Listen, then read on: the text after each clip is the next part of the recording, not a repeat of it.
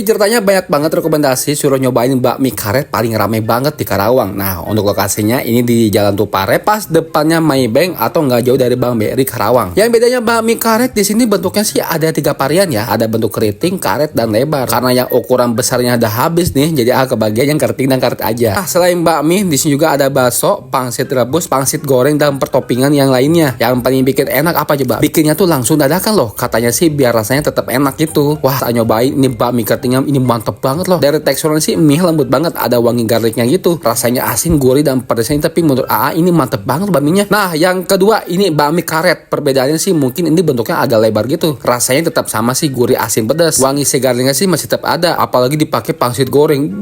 Malah lebih enak banget loh. Lanjut ketiga ada pangsit kuah. Nah, ini rasanya sih asin, gurih, dan sedikit manis. Kuahnya segar dan si pangsit juga lembut banget. Dalamnya sih berasa daging ayamnya. Wah, ini cekernya mantep banget coy. Untuk kalian yang mau ke sini datang aja.